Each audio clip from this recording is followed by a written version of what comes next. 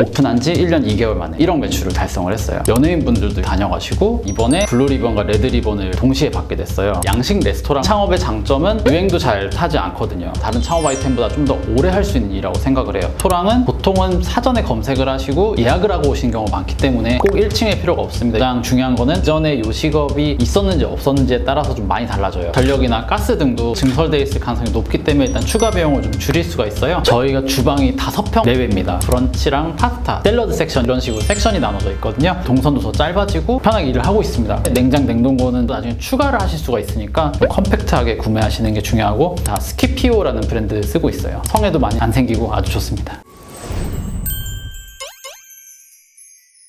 안녕하세요. 저는 가로수길에서 양식 레스토랑 달링키친을 운영하고 있는 창업 9년차 권태준입니다. 2016년에 논현동에서 처음 매장을 열고 2023년에 가로수길로 이전을 했어요. 논현동에서 영업할 때 마지막 영업일까지도 손님분들이 많이 와주셔서 당연히 잘 될 줄 알고 이제 오픈을 했는데 그날 손님이 딱 한 팀 오신 거예요. 하루 종일. 정확히 매출도 기억합니다. 66,000원. 그때부터 사람들에게 내 이야기를 알려야겠다고 생각을 했어요. 인스타그램에 부모님의 반대로 단 둘이 결혼식을 올린 이야기로 시작을 했고요. 공황장애랑 대인기피증을 앓으면서 고생을 했던 이야기들에도 많은 공감을 해주시고 여기 한 번쯤 와봐야겠다 생각을 해주신 것 같아요. 어느덧 사람들이 줄을 서시기 시작하고 연예인분들이 이제 많이 오시기 시작했어요. 수진님이 저희 단골이셔갖고 서빙을 해드렸던 적도 많고요. 김연아님 같은 경우도 매장 음식 좋아하셔서 오셔서 식사도 몇 번 하시고 유재석님의 유튜브인 핑계고에 출연을 하지 않겠냐고 해서 유재석님이 아직 우리 집에 안 오셨기 때문에 이번 기회에 우리 음식을 꼭 드셨으면 좋겠다. 그래서 기쁘게 출연을 했고요. 기업 대표님들, 사모님들이 많이 오시면서 이런 소문이 돌면서 동네 유명 맛집이 됐습니다. 오픈한 지 1년 2개월 만에 1억 매출을 달성을 했어요. 이번에 블루리본과 레드리본을 동시에 받게 됐어요. 블루리본은 한국을 대표하는 맛집 가이드로 알려져 있죠. 레드리본이라는 거는 블루리본과 코카콜라가 함께 만나서 만든 새로운 맛집 상징이라고 말씀을 하시더라고요. 왜 받았을까라고 생각을 했을 때 사실 인기 있고 맛있는 집이 얼마나 많겠어요. 근데 다 블루리본이 쓰지는 않더라고요. 저희가 블루리본 받게 된 계기는 개성 있는 스토리텔링 그리고 특별한 기억이 담긴 메뉴 블루리본 측에서 인지를 하셨기 때문에 저희를 선정해 주셨습니다. 저희 매장은 실내 면적 25평, 야외 면적 10평, 35평이고요. 창업비용은 보증금 제외하고는 1억 2천만 원 들었습니다. 인테리어 비용은 6,300만 원, 익스테리어 700만 원, 설비 및 집기는 5천만 원 들었습니다. 보증금은 1억 원이고요. 월세는 700만 원, 관리비는 매달 50만 원 내고 있습니다. 권리금은 없었습니다. 사업 초기에는 월 매출 1,500에서 2천만 원 정도, 최고 월 매출은 1억 3천만 원, 최고 1매출은 700만 원, 평균 월 매출은 1억 정도입니다. 순수익은 월 매출 1억 기준 10% 정도고 사업 안정화 기간은 1년 6개월 정도 걸렸습니다. 20대 커플들이 데이트하러도 오시고요. 30대 남녀들이 상견례나 웨딩 촬영하시고 오시는 분들도 계시고 그러다가 결혼해서 아기를 데리고 오시고 부모님을 모시고 오시고 그러니까 모든 나이대의 손님이 다 있어요. 저희 음식은 가격대가 고가와 중가의 한 중간 정도 가격이거든요. 약속을 잡을 때 너무 부담스럽지는 않은 그래서 좀 다양한 분들이 와주시는 것 같아요. 레스토랑이라는 사업의 특성상 트렌드에 너무 민감하면은 오히려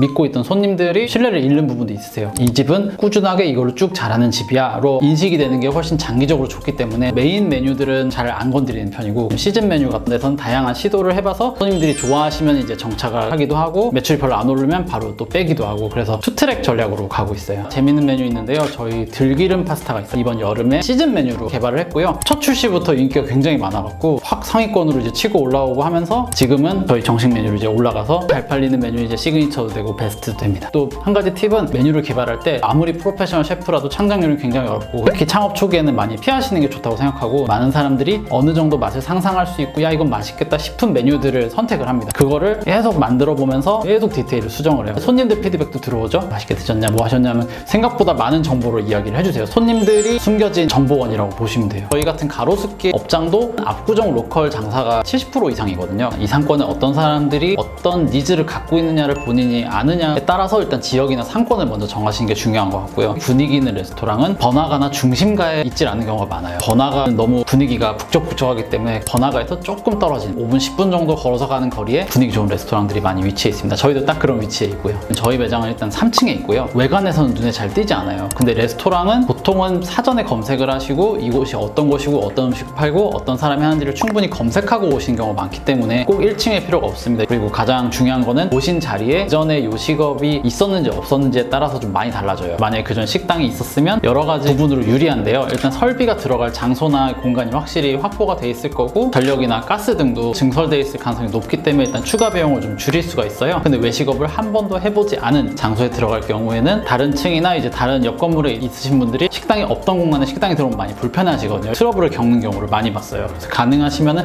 요식업이 원래 있던 장소로 들어가는 걸 추천드리고, 그리고 덕트 정말 중요합니다. 요즘에는 오픈 키친을 많이 한 추세고 음식 냄새가 적절히 잘 빠져줘야 하기 때문에 매물을 처음 구하실 때부터 덕트로 공기가 어디로 빠질 수 있는지 확실히 확보된 곳을 계약을 하시는 게 좋습니다. 인테리어 공사를 진행할 때 가장 중요하게 생각한 부분은 키친이에요. 레스토랑에서는 가장 핵심적으로 중요합니다. 주방 인테리어 같은 경우는 토탈 키친 업체랑 설계 부분이 있고요. 그 다음에는 인테리어 업자랑 하는 거는 방수랑 덕트를 하는, 크게 보면 두 파트로 나눠져 있어요. 인테리어에서 먼저 방수 공사를 이제 철저히 해주시면서, 특히 저희는 3층이기 때문에 아래층에 절대 물이 흐르지 않도록 물을 고여놓고 24시간을 두는 시험을 두세 번 정도를 거쳤거든요. 공사하실 때 테스트에 대한 얘기가 없다 하시면 저희 방수 테스트 꼭 해주세요 라고 해서 절대 밑에 물이 새는 일이 없도록, 밑에 물이 새면 다 물어줘야 되거든요. 그리고 덕트도 마찬가지. 옆 건물이나 아래층, 위층으로도 냄새가 잘못 갈 수가 있기 때문에 덕트 공사할 때는 반드시 냄새가 빠지는 루트를 잘 짜주시도록 잘 상의해서 진행하시면은, 인테리어와 진행하는 주방 공사는 그쪽이 대부분이고요. 그 다음에 나머지는 토탈 키친 설비랑 진행하시는 부분인데, 저희가 처음에 이제 장사를 할 때는 사실 이런 토탈 키친 업체를 몰라갖고 저희가 직접 황학동 가서 구매를 했거든요. 근데 그랬더니 기구들끼리 접합도 잘 안 되고 기기가 고장났을 때 조치가 너무 어렵더라고요. 그것 때문에 고생을 너무 많이 해갖고 저희가 이번에는 토탈 키친 업체랑 같이 작업을 했거든요. NK 토탈 주방이라는 업체고요. 4천만 원 선에서 진행이 됐어요. 모든 주방 기기는 토탈 키친을 통해서 들어오고요. 무슨 하자가 생겼을 때도 연락드리면 바로바로 처리가 되거든요. 레스토랑 시간이 생명이니까. 화구가 뭐 문제가 생겼다 해서 불이 안 들어오면 바로 문을 닫아야 되는데 빨리빨리 대처를 해주시기 때문에 손해를 훨씬 줄일 수 있습니다. 크게 이제 브런치랑 파스타 그리고 샐러드 이런 식으로 섹션이 나눠져 있거든요. 그래서 맨 끝에 보면은 튀김기, 그리고 이제 각종 야채들, 소세지, 베이컨 이런 것도 굽는 그릴들이 있고요. 그 옆에 이제 화구를 쭉 배치해서 여기는 주로 파스타나 스테이크도 하고요. 그 다음에 옆에 이제 오븐을 배치해서 라자냐랑 스테이크도 하고요. 뒤편이 저희 샐러드 섹션이 있어요. 테이블 냉장고가 들어가고 샐러드 재료를 꺼내서 이제 샐러드를 조립하고, 파이널 섹션이라고 부르는데요. 모든 음식이 나오면은 땡 쳐서 이제 마무리해서 나가는 섹션, 그리고 저희가 식기세척기와 이제 설거지 섹션까지 해서 내부 주방은 그런 식으로 이루어져 있습니다. 저희가 주방이 5평 내외입니다. 기존에 제가 운영하던 매장보다 주방이 훨씬 작아졌기 때문에 괜찮을까, 사람들이 일하기 불편하지 않을까 했는데 오히려 동선도 더 짧아지고 좀 타이트하게 일을 하면서 편하게 일을 하고 있습니다. 홀 공간 인테리어는요, 일단 제가 건축 전공을 했기 때문에 디자인을 저희가 직접 했는데요. 디자인은 레퍼런스 싸움이거든요. 내가 원하는 매장의 레퍼런스를 선택해서 직접 하시는 부분을 저는 강력히 추천드려요. 디자인 전공자 아니셔도 잘 하실 거예요. 인테리어 공사할 때 다른 거는 많이 부탁 안 드렸어요. 대신 바닥, 천장만 해달라. 바닥은 튼튼하고 깔끔한 에폭시 바닥을 사용을 합니다. 그 다음에 이제 오픈 천장으로 할 거냐, 조명은 어떻게 다는 거냐, 이런 것들이 있는데, 제가 즐겨 쓰는 방법은 레일을 깔아 놓는 거거든요. 레일을 쭉 깔아 놓고 레일에 달 수 있는 조명으로 설치를 하는데, 그렇게 됐을 경우에 테이블을 여기저기 움직이면 조명이 이렇게 따라서 같이 움직일 수가 있어요. 그래서 조명을 뗐다 붙였다 하는 수고를 줄일 수가 있어서 레일 조명이랑 노출 천장을 많이 쓰고요. 달린 키친 로고가 들어간 초록색 간판 하나 달았고요. 테라스가 있으니까 스트라이프 모양의 어닝을 설치를 해서 저희가 스트라이프 모양이랑 초록색 간판을 보시고 찾아오시도록 설정은 했습니다. 하지만 3층이라 많은 분들이 잘 보지는 못하세요. 그래서 외관에 대해서는 너무 예산을 많이 안 들이셔도 될 것 같아요. 대신 입구가 어디 있는지는 중요하니까 입간판 같은 거나 발렛 파킹 안내 정도만 잘 하시면 될 것 같습니다. 일단은 조리 도구가 가장 중요하겠죠? 이 부분도 업체가 있어요. 저희가 같이 작업하고 있는 업체는 그린푸드라는 업체예요. 왜 업체를 써야 되냐면, 팬이랑 조리 도구는 소모품입니다. 며칠에 한 번씩 구매를 할 정도로 자주 이제 구매가 이루어지기 때문에 닳고 낡아서 이제 버려야 되면은 다음날, 다다음날 받아서 쓰실 수 있게 업체랑 같이 하시는 편을 추천드립니다. 저희 같은 경우는 주방 내에 이미 손질해 놓은 재료를 쓰는 용 냉장 냉동고 각각 1개씩 들어가 있고, 외부에 신선한 식재료를 보관하는 냉장 냉동고 1개씩 있습니다. 냉장 냉동고랑 음료 냉장고까지 다 스키피오라는 브랜드 쓰고 있어요. 아주 안정적이고 성에도 많이 안 생기고 아주 좋습니다. 그리고 테이블 냉장고는 저희가 2개가 있는데요. 하나는 샐러드 섹션에 있는 테이블 냉장고랑, 하나는 저희 음료 제조하는 바에 있는 테이블 냉장고인데, 이건 따로 브랜드가 있는 건 아니고 토탈 키친에서 직접 맞춤형으로 쓰고 있습니다. 저희가 이전에 있었던 매장에서는 굉장히 비싸고 좋은 에스프레소 머신을 썼었는데, 문제는 인력입니다. 바리스타 일을 제대로 배워서 그 커피 머신을 관리하는 인원이 없으면 운영하기가 굉장히 어렵기 때문에 이번 매장을 옮기면서는 브루잉 머신으로 바꿨어요. 건 브루어라고 하고요. 머신 비용이 훨씬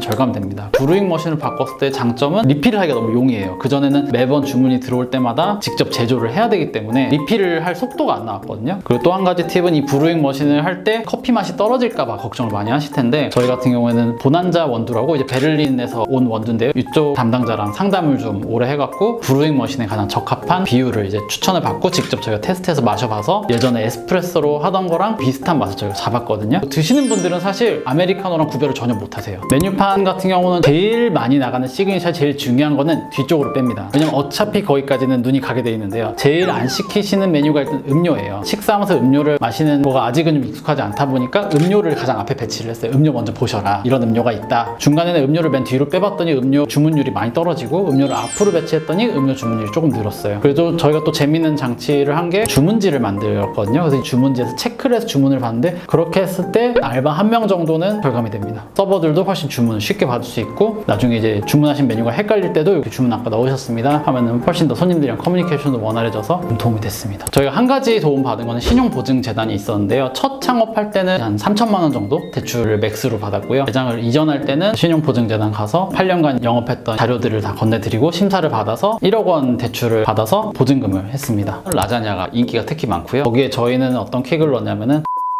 저희는 베샤멜 소스 대신 넣어요. 그 감칠맛이 더해진 게 너무 좋은 거예요. 제 인터뷰가 도움이 되셨다면 우리 동네 CEOTV 구독과 좋아요 부탁드립니다. 더 많은 창업 노하우가 궁금하시다면 우리 동네 CEO 앱을 확인하세요.